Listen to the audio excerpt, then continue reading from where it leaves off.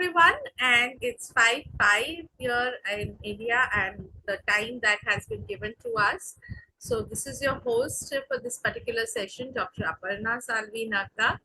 I think we should begin the session. I was waiting for a few more people to join, but we should respect time, and I would also love if you all can just put on your videos. I could see you all. Say hi to all of you once. Am I audible, all of you? If you all could just give me a thumbs up on your screen.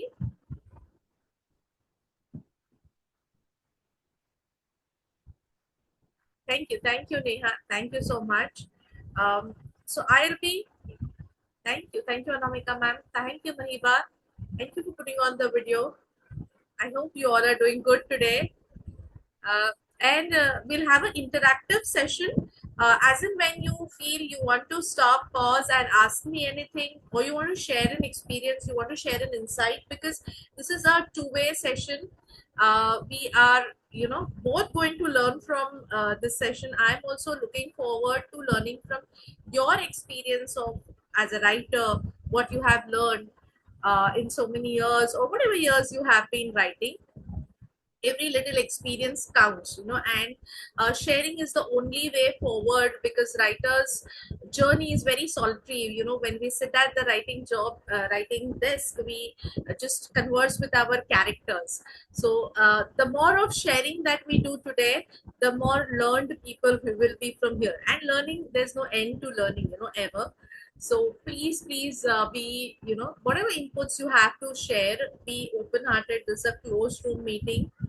uh, Anything that you feel is going to enrich other participants' experience, please come forward, raise your hand, and with that, we'll start with the session.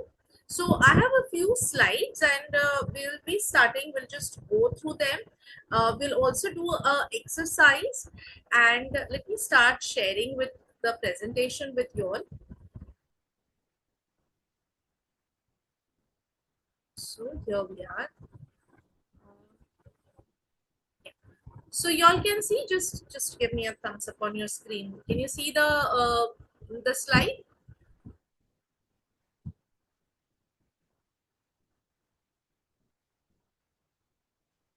Is the presentation visible?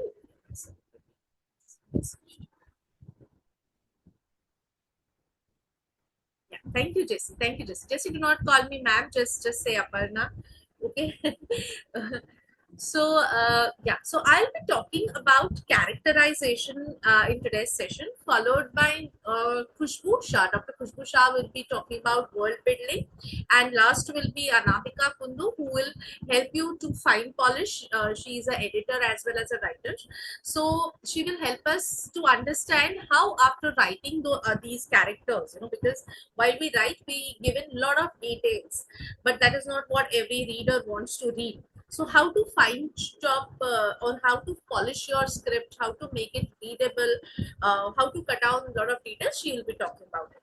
So my job here is to talk about how these characters make your life come, your novel or your story, they breathe in life into it, because we all are social animals. We love people around us, and like that, characters in a plot make it a very lively, engaging. It is on the shoulders of the character to take the plot ahead. When you say that, your plot is moving from scene 1 to scene 2 to scene 3, who is taking it ahead? It is not the setting, it is not the background, okay? It is not the chain of events, it is your character who is taking the plot. Not as a single character, but many characters that are there in your story or in your novel.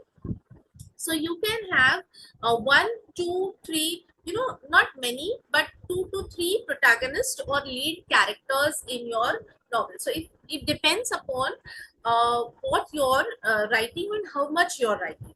So now, because we are talking about short stories, short stories are anywhere between 2000 words to 4000 words, and sometimes extending up to 5000 words. We have flash fictions between 500 to 1000. So if you have a larger word count, say you have a word count of 2000 to 4000, then you can have 2 protagonists, and you can have 1 antagonist, and then you can have one or maximum two of characters, because the moment you give lot of characters in a short story, it will it feels claustrophobic to the reader. It is like, it is very jarring to remember whose name and what was their age. Okay, so as far as possible in a short story, we will limit the character number to three. Okay, the three I feel is a very ideal number, where one character is the lead, the focus, the story, the events are majorly shifting the they are moving character one. Two and three character, that is, they are the ones who are supporting or are against the character, or they are throwing challenges towards that particular character. So three is a good number to have. So one, in that one will be your lead character, and two characters will be your secondary characters.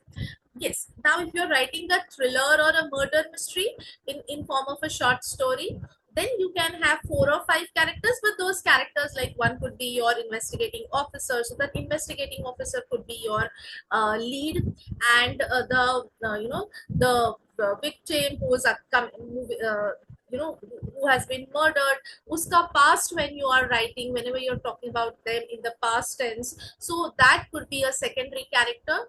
And the one who has committed the crime, that person could be your another secondary character. Okay, so like that, you have to first decide, whenever you write a short stories, that the number of characters that are going to be there. After that, you will have to make a sheet wherein you will show that what is the name of the character. If you're going to have pet names for that character, so that has to be given into it. Age of the character, profession of the character. Okay, you have to literally write it down on a piece of paper, or you can make Google, or you can make documents for them. Okay, so you can have the name, the age, the profession, the gender. Then slowly I will let you know how you add layers, but these are certain basic things. And if you have pet names to your character, then that is also great. And see to it that whenever you have two to three characters, try to have names that are not similar, like you could have J and John. So do not have J and John, because J is also, it sounds very similar, and then the readers confused, was this J or was this John? So as far as possible, use very dissimilar, contrasting, different types of names, and there also your creativity, you have an outlet for your creativity in selecting different types of names to your character. So as far as possible, decide on the number of the character, the age of the character, the profession of the character, their gender, their marital status, their relationship status. If you are writing a drama, if you're writing a thriller, then you can skip out these details. Their relationship with each other. If there are three characters, and what is their relationship with each other, that you have to have on that piece of paper. So that document should be pinned up somewhere nearby when you are writing, because it should be there on your desk. Because once when you say the protagonist is 25 years old, you have to throughout maintain, if there is no time leap or there is no years that you are adding to it, then you have to throughout maintain that that person is 25 years old. That you don't have to repeat, but subconsciously you as a writer has to be aware, because then the mannerisms of a 25-year-old will be different from the mannerisms of a 35 or a 45-year-old. So if you have that figure fit into your mind, the reader need not know it again and again. Once you have mentioned it, it is more than enough. But whenever you are writing a dialogue by that 25-year-old, whenever you are writing a food choice by that 25-year-old, you have to mention, that has to be there in your mind, at your subconscious, at the back of your mind, that my character is 25-year-old. My character is in which year? Okay, which year your story is unfolding? Are you writing a dystopian fiction? Are you writing a true fact event fiction based on true facts? So which year? Or are you writing a historical fiction? So it will go back that time. So now, whenever you are writing, if you're writing a historical fiction, a 25-year-old 50 years back or 100 years back, how that person is going to think will be different from what a 25-year-old thinks today. So this research, maybe you will have to go back and read books where 50 years back, how young people thought and what was their way, or you can communicate with your parents, your grandparents, and you can ask them 50 years back how a 25-year-old spoke, and what were their mannerism and their food choices, and etc etc. So age is very important, and which year or the timeline of your story is very important to affect your that is going to affect the lifestyle of your protagonist. Okay, so that is very important. Am I in sync with you all? Are you getting me? Or please give me a thumbs up if you are with me.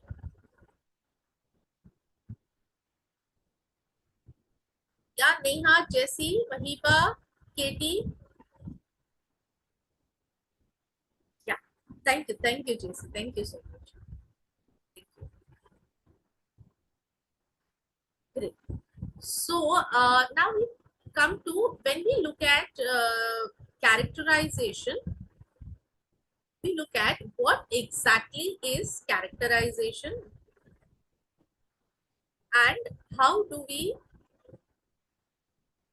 give layers to your characters. Okay, so everything that is going to tell us about the character to the reader. Okay, the height of the character, the weight of the character, the idiosyncrasies of the character, the likes and dislikes of the character, the way they smile, the way they look, the way they walk, the way they eat, everything falls into their ideologies, their philosophies, uh, their motives, their goals, their past, okay, their trigger points, all of it goes into characterization. Okay, so designing a character is like, you have been given a blank canvas and you have to start painting, and you have to start giving smaller details to the character. Whereas in a short story, characterization might not be that intense, but when you start writing a novel, you have to keep adding layers to that person's personality. You are actually, I always believe that writing about a character is like giving birth. Okay, you are in the process of designing something, you are in the process of bringing a new individual into life. Okay, so this individual is not actually very new. This individual is a mixture or a potpourri of people that you have seen around you.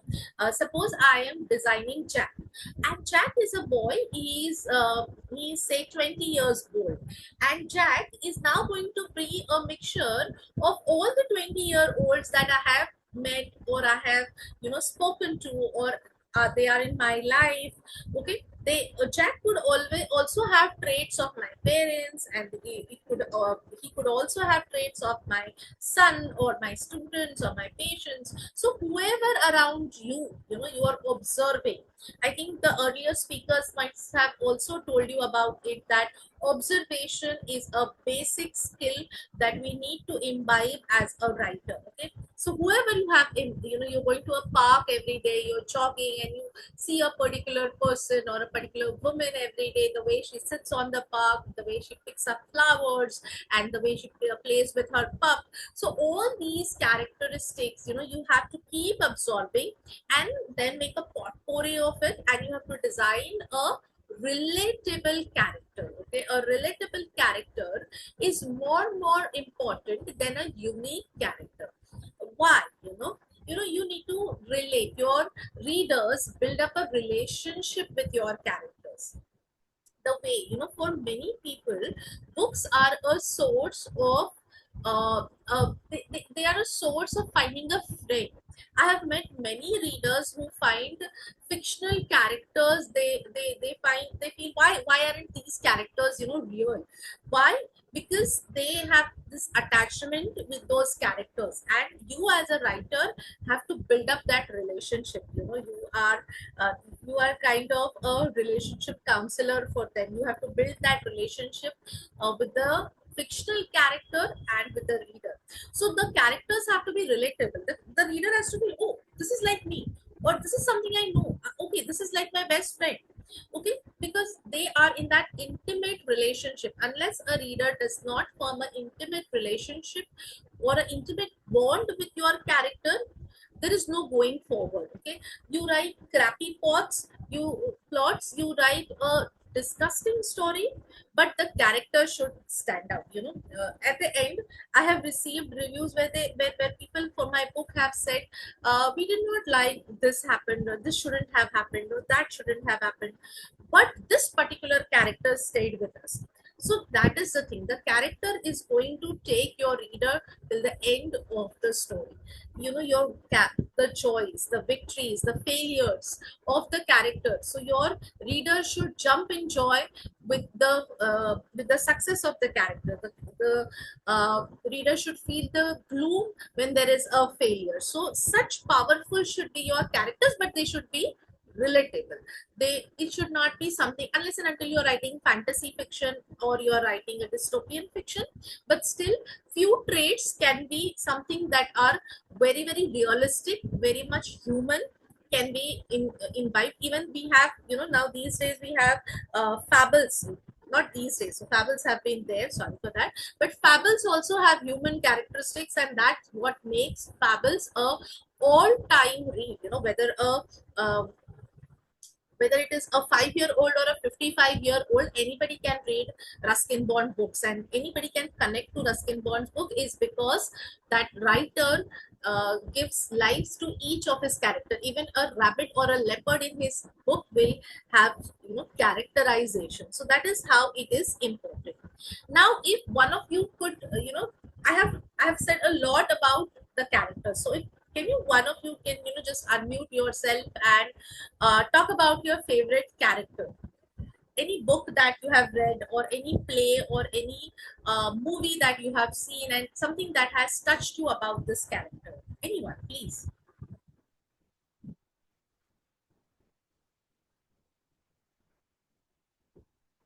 Yeah, Mahiba, would you like to go ahead, talk about your favorite character?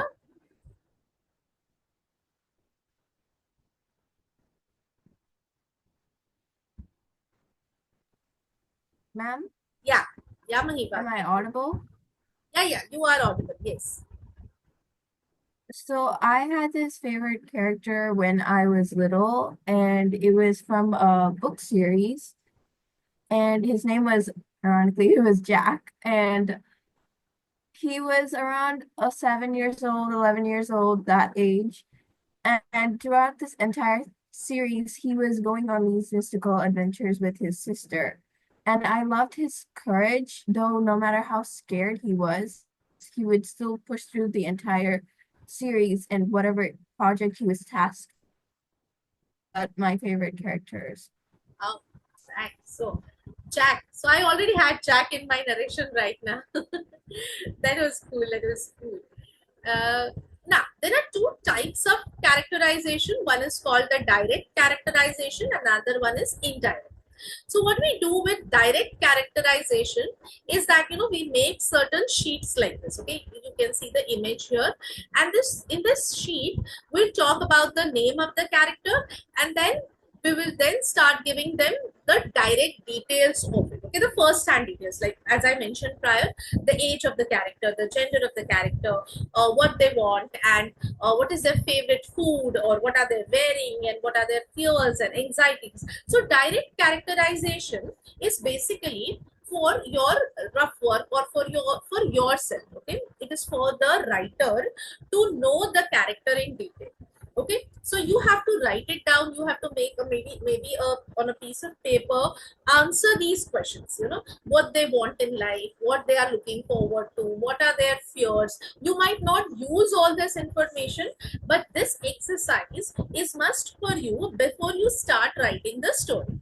So a direct characterization helps you to understand your character, what, and then accordingly. So if your character is fearful of water, then whenever your character is going to see a swimming pool, the character is going to think twice. Okay, so you cannot say that the character has fear of water and then the character jumps directly and is having fun. So you cannot contradict yourself. Okay, that is very misleading. So that is why you have to have um, this kind of chart, this kind of questionnaire ready with you.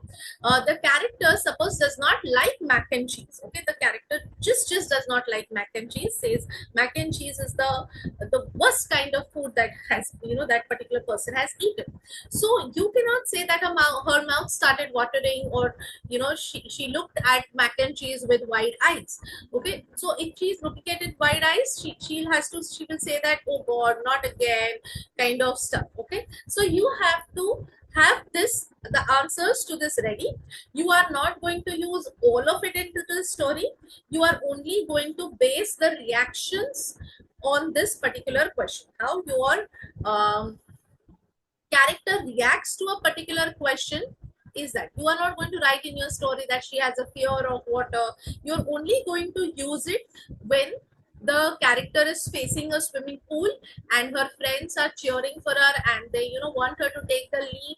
So what are her anxieties and what are her internal thoughts? So is there any episode that has happened, because from there the fear of water has developed. So this is how your story will go back and forth. But for that you need to have this questionnaire, you have to answer it, but you will not directly tell the reader that the character is fearful of water. It is through showing like this that she will step up, she will look at the water, she will take 2 3 steps back. So all this is through indirect characterization, which is my next step. Okay, so indirect characterization will is now for the story. Direct characterization was for your research work, for the writers. It is writers homework. Indirect characterization will now slowly unfold itself in the story. It has to let the reader tell about the personality. Okay, through various actions, scenes, and dialogues. See, dialogues are a very, very useful tool. I understand that last session you have learned about dialogue delivery. So through the dialogue, okay, if your character is fearful of water, she will avoid going to water and she will constantly keep canceling the plans to a resort or a swim at the beach. So her friends, she will keep telling her friends that no, I have an ache today, or I'm just not feeling up today. So that is how your reader will come to know indirectly, oh, there is something.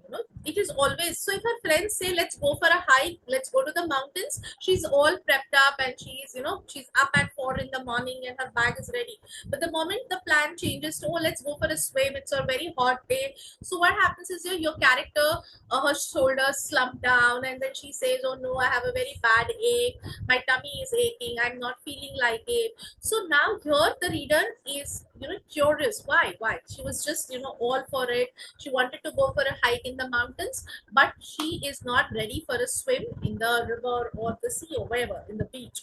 So that is how you have to indirectly give the reader the context, and then maybe you can say that she is fearful of water, and maybe after a lot of push from her friends directly toward dialogue, she's stammering and then she finally accepts. Her eyes are lowered and she says, oh, I didn't tell you all this before, but let me just tell it to you that I'm shit fearful of water. So your dialogue delivery. Okay, so it gives a totality to your story when you uh, convert your direct characterization into indirect characterization. Okay, maybe her age. So now age, sometimes we just say that Jack was a 20-year-old boy. Okay, good way to say it. But you could just say, what if Jack is narrating the story? Okay, I am 20-year-old. Will a character saying that engage you much? So you could just say that Jack is 2 years younger than his brother, who's 22 years old and studying at the Stanford University or something like that. Okay, or he he just celebrated his 18 years birthday 2 years back. So this is how you can indirectly tell about, and that also makes the reader engaged. Okay, you don't have to give all the details on the plate to the reader, because that will put the reader off to sleep. Keep the reader alert with with certain shut exercises, of such kind, where they are also calculating. Okay, so 2 years back, Jack was 18, and on his 18th birthday, there was this 10 big party where all his friends enjoyed, and then suddenly something happened at around 12 o'clock. And though that incident has happened 2 years back, till date Jack has been not been able to forget it. So what is that? Now you are telling that today, in 2025, Jack is 20 years old without having said that sentence. So wherever you find sentences, I think Anamika ma'am is going to help you with that. But wherever you find sentences of direct characterization, see if you can do something with it. Okay, so that is indirect characterization. So are you with me? Yeah, once again, please, those thumbs up kind of things, please.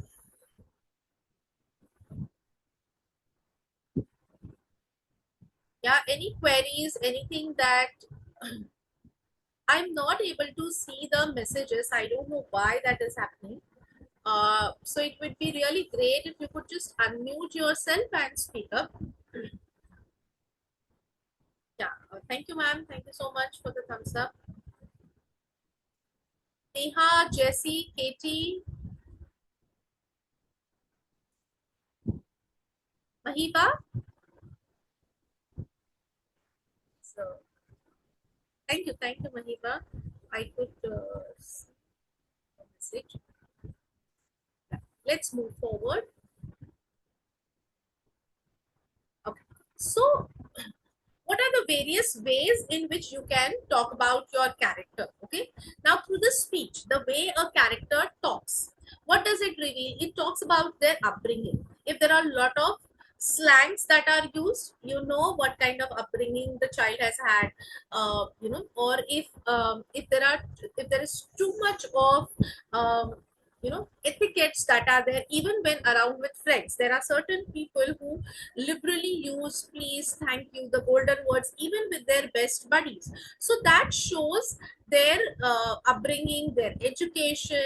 Okay, then the use of local dialect. Okay, if you are writing a story which is belonging to your region from where you come, so if that character is saying ayo, so ayo means it will suggest the place of birth of that character. Okay, or anything, so any thing which is a local word here and there, through the speech of that character will suggest its origin, its their roots. Okay, then their social class, the way they talk, what they talk, are they talking about the president of America, or are they talking about the local rise of vegetable prices, or are they talking about farming, or they talking about say the finance industry, the fashion industry? What are they talking about will show their social class. Okay, their views and their point of views will bring highlight their personality. So through the speech of the character,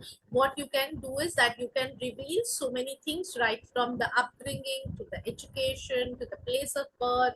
Okay, through their thoughts. Okay, internal thoughts of the character are very important. As a reader, I want to know what is happening inside the mind of the character as well, because I'm so attached to that character by now. So their morals, their beliefs, okay, what kind of ethics they harbor, what are their principles and philosophies, through their thoughts. So you can have internal monologues, dialogues.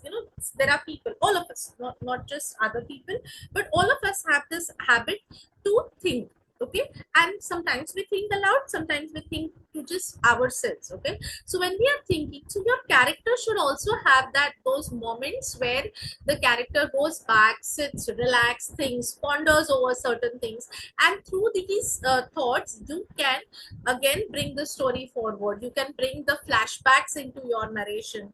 So thoughts of the character are also a good way to either take the story forward or either take it a step backward. Okay, then effect on others. What does the character think about his or her actions, and what kind of effect it is going to have on others? Does your character really think about it, or your character is very carefree? I don't care what happens to my neighbors or what happens to my family. So again, this kind, either ways, whether the character is thinking or not thinking, the compatibility of the character, the relationship. So your character might think about certain characters and might just not think about certain other characters, secondary characters. Okay, the character might think about the environment. The character might be sensitive towards animals, okay, or might not be sensitive towards animals. So that will determine whether your character is moving towards a grayish tone when you're writing a gray character, or a dark character. So the effect on others, what is the other person's response, also has a lot to say. What are the other characters of the story saying about your lead character is also important while designing characterization, through their thoughts or through their actions. Okay, now their impulsivity, their temperament. Okay, he immediately threw a stone at the bird that was chirping on the tree. Now why?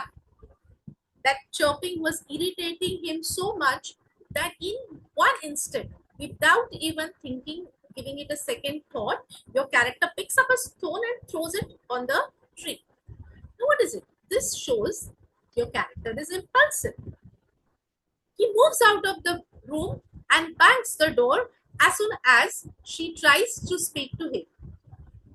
So this she could be his girlfriend, this she could be his mother, this she could be a friend, anybody. The moment she says it, he just moves out of the house and bangs the door. So that is impulsivity. That is temperament that you come to know through their through their actions. You don't have to say that Jack is hot tempered. Don't say that. Just show it through his actions that he is hot tempered. He just cannot tolerate anybody talking loudly to him. He cannot tolerate noise in his background, and that is why he picks up a stone and he throws it on the tree. He does not like birds, or he does not like animals, or whatever. So, this is through the actions that you are doing what? You are showing the temperament of the character through the looks. Okay, how are the looks of the character? Okay, again, now the age of the character, the self image. What does the character think about herself or himself? Okay, some people have this vanity kind of image about them. Even if they're stepping out to buy a liter of milk, they will have their gloss, they will have their hair curled up, and they will have the best shoes put on, and a good dress and stuff like that. So that is how they think about themselves, what they want other people to think about them, how conscious are they about their appearance. Okay, so their looks. If your character is suffering from cancer, so you will see that their health is dwindling and they're turning skinny, or there are dark circles developing, and the eyes are baggy. Okay, there are or the if there is premature aging, so there are wrinkles on the face, the skin is dry, chapped. Okay, so all this will also help the reader know what is happening with your characters through their looks. So showing them. And many a times when you're looking at the looks, it's much better to have a pinboard. Okay, a pinboard in front of you where you have pictures attached, and you have those, and whenever you are writing, you always look at those pictures, and again that might the image becomes clear to you. So the health of the character, the origin of the character, where that character has come from, okay, will speak a lot about. So if you're talking about a northeastern, if you're in India and you're talking about a northeastern girl or a boy, so they will have a specific tilt to their eyes, and the fairness of their skin. Or if you're talking about a Japanese or a Chinese, or if you're talking about an American, so there is going to be the porcelain like skin. So you have to know how your character looks. So the looks of the characters will tell about the origin of the character, where the character comes from, the health, the age of the character, and the self image. What the character thinks about himself or herself is also very important. As I told you before, that it is very important to create relatable characters, believable characters, rather than having something very unique and out of the box. So you have to understand the various types of characters that are present. So what kind of characters? So first you have to divide them whether into lead characters and secondary characters. So secondary characters, as a reader, I'm not much interested in knowing everything about them. You could give me just few details, and those details could be direct. So I can just say that Jack had a sister who was 15 years old. That is okay. Okay, so when I'm talking about a secondary character, and is it necessary? But first you have to decide whether the character has a role to play in the story or not. Only then introduce. Just because Jack, you feel that Jack needs to have a sister, you might not introduce, you might not give away the detail. Okay, or there's a housekeeper in his house. If it is important to your story, then only mention it. Otherwise, you can just skip that detail. So use dialogues, use action and reaction, use conversations between two characters to highlight their positives and negatives. Okay, go for concision as far as possible when you are characterizing. Okay, because throughout the book or throughout the story, I just don't want to know about the characters. I also want to know now what is happening to the story. So as much as compact characters and well-rounded characters you can make, those are very important. And in that, the biggest exercise that you can do on a daily basis is reading and noting down examples from your favorite. Like I asked Mahiba, and she said Jack from one of the novels she read is an impactful character. So you have to, when you are reading a novel, as a writer, now you have to read a book as a writer. Okay, there's a difference between reading for pleasure and reading it from a point of view of a writer. So when you're reading it from a point of view of a writer, you will highlight certain points, or you will write down what different the author has done in the book, so that the characters have come to life. Always go back to reading. These are the trusted means of the best way to study literature, to study creative writing, is to reading many books, as many books, and as many books of different genres as possible. You might not be a fan of sci-fi, but see to it you at least read one book in a year related to sci-fi. Or you might not like dystopian, but at least one book related to dystopian. So that's how you balance your reading, and then you see how the characters in various genres are relatable, they are believable, they should sound true to you, they should be honest. See, even if they're stealing, and even if they're killing somebody and murdering somebody, but there has to be some honesty that they have to their self. They may be dishonest to the world, but they have to be honest to their selves. Okay, so they have to have their own philosophies, they should have their own convictions. Okay, even if it is a 5-year-old, these days you will see that a 5-year-old also has their own mindset, they have their own personality, they have their own beliefs, their preferences and choice. So you have to give utmost importance to the characterization to make it believable, true, and the characters should be true to themselves. They may be dishonest to the world, but they should be true to themselves. So your research goes a long way. Before you start with the story, you have to have these characters, their likes, their dislikes, their dialogues, their way of speaking, everything ready in your back of the mind on a piece of paper.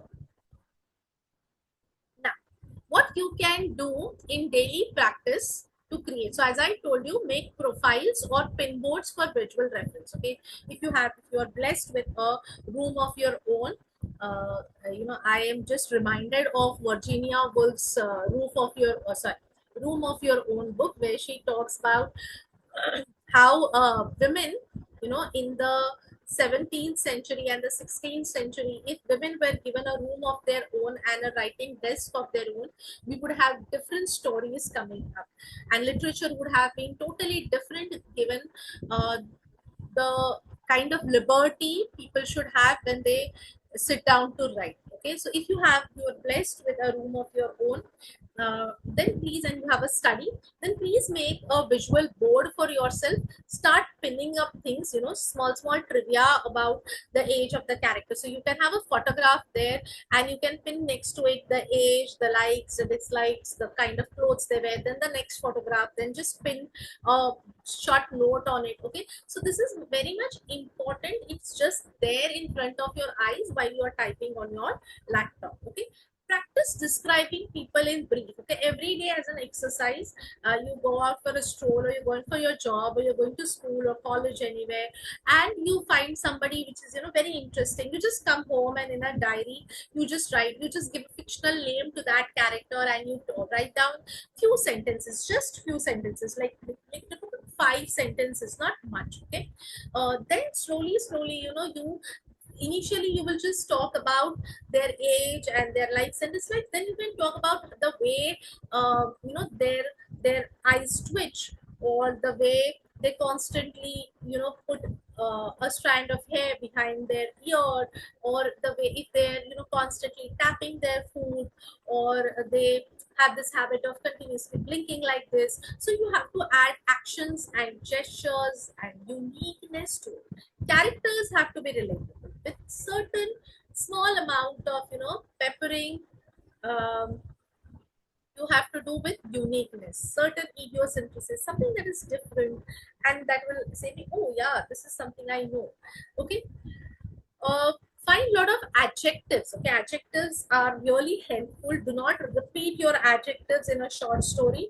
So if one of your character is tall and handsome, let his brother or his friend be something else. Do not use the same tall and handsome thing for him as well. Okay, so as many character adjectives, as many as you can just write them on a piece of paper. Literary devices like metaphor and simile are really helpful while you you know while you are giving a reference. Okay, so you can say her porcelain like skin. So this is a metaphor simile that you have used. Okay, so she went pale as chalk. Okay, so she went pale as chalk. So what is that? You are giving reference, and you are highlighting the character's mood, or you're highlighting the character's feature with the help of a literary device. So using literary device, but as far as possible, don't use it. Say about you're doing a 2000 word story, so limit use of literary devices for not more than 5 to 6 times in the entire story. So keep it bare minimum, so that the excitation of using it is also kept up. The repetitiveness will spoil the reading experience. Please read writers who are known for vivid characterization. You might have your own favorites there. And one thing is that all the mentors who are here, people who have spoken here and are going to speak, have written some fabulous books. So you can go back to their books also, and you can see that they have also have had beautiful characters in their books.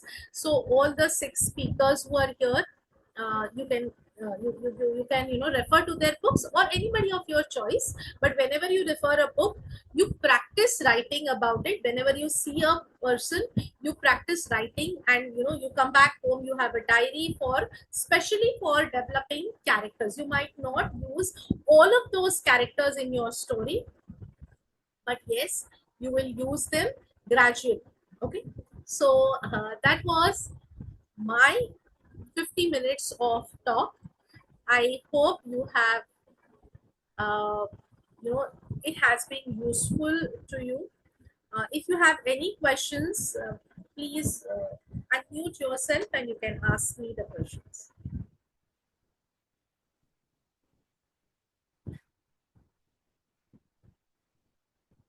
Anything? Absolutely nothing?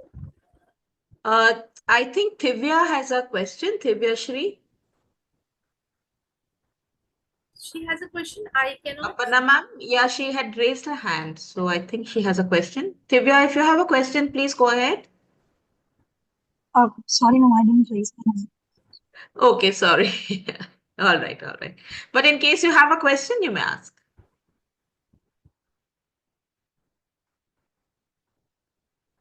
Ma'am, Yes, Mahida. uh, how can we prevent because I have done this before, how do we differentiate our creative writing from our descriptive writing? How can you differentiate between Descriptive writing and creative writing. descriptive writing and creative writing? Hmm. Yeah, is that okay? So descriptive writing is also must, but as I told you, descriptive writing are all telling sentences. She is 4 years old, or she is 25 years old. So this is a descriptive writing. Now, how you tell her, how you tell somebody is 25 years old, so she was in the prime of her youth, and her cheeks showed the brightest of pink, and there was a glint in her eyes. Okay, so that is how you bring out the youth in her, and she was full, and she looked like a cherry or an apple or something like that, where you build indirect characterization. Okay, so this is where your creativity comes, where you look beyond her features, where you relate her features to nature, or you relate her features to her philosophies. Okay, so that is called indirect characterization. So first what you do is that first you will write it down. Descriptive, okay, descriptive is must for a writer to know the character.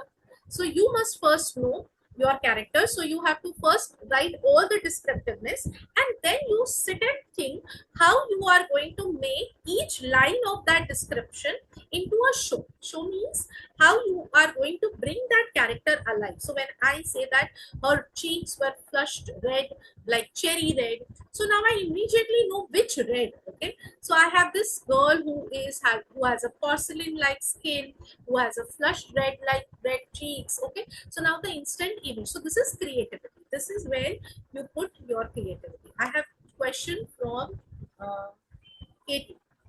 Do you suggest we go with the character's POV or the writer's POV? Okay, this is very tricky, Katie. See, as a writer, somewhere or the other, your point of view will come into the picture. Will, okay? Unless and until you are so sure that you are lost into the story, uh, greatest of writers have found themselves behaving like their characters rather than they behaving like their characters. Or sorry, the characters behaving like them. Okay, so this comes with lot of practice, but initially there will be certain characteristics, your thoughts, your philosophies will go into the character, and that is okay. But the moment you finish writing, so that is the job of editing, the moment you finish writing that story, so when you're writing, let it all come out. Let it be your point of view, let it be the character's point of view, let it all come down on paper. But when you start editing your story, I think Anamika ma'am will be the best person to talk about it, but I just touch upon because you've asked the question. Once you start editing, you consciously think, is it what is whatever this person has said or what this character has said, has this been your philosophy or it is the character's philosophy?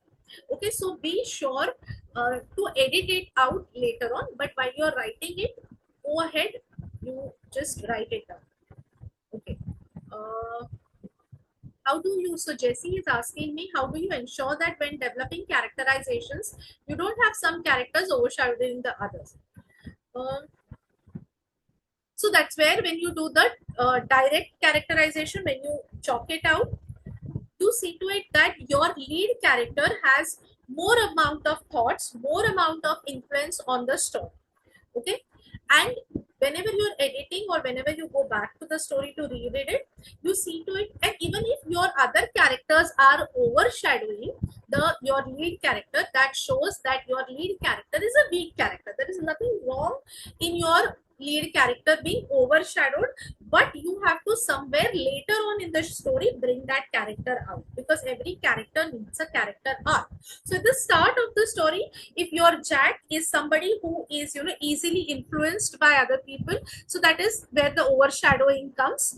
But later on when you end the story, your character has to move from one place to other, so that overshadowing, even if it is coming in the initial part, that might show that Jack is a weak character or a feeble character, but later on it should Jack should rise above all of it. Okay, So then you try to cut down on the number of, and even if you feel in the end also if you feel, so while editing, what you do is that you highlight the dialogues of the characters which are overshadowing and you try to replace them, or you cut down the scenes where the other characters are doing a lot more actions rather than your own lead character. Okay, so you cut down those scenes or you trim those scenes. So that's what happens is that when you start chopping off the scenes of other characters, the focus remains on your lead characters.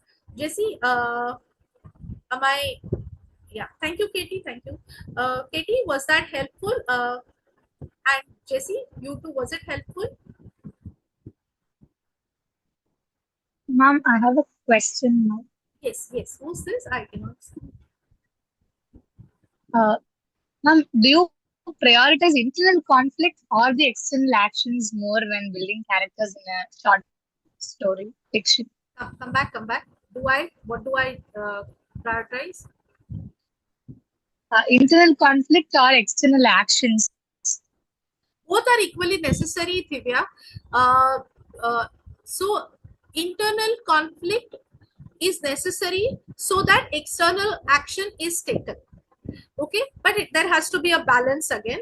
So unless and until, see, if I am somebody who wants to change the world, so first that fire should start, that spark should come from within.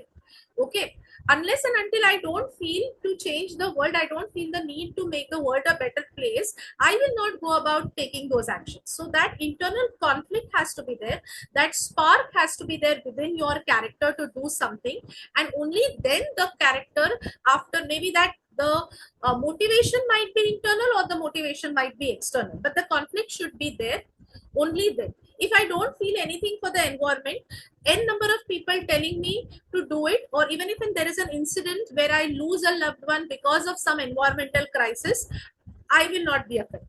So there has to be that little spark, and then maybe the loss of a loved one because of an environmental crisis, and then I start or I begin the journey of changing the world or making it a better place to live in. Okay, thank So I think we are good to go for the next session. We already have the next speaker with us. Khushbu, you're here, right? So I will quickly hand over. Thank you all of you for joining me this day.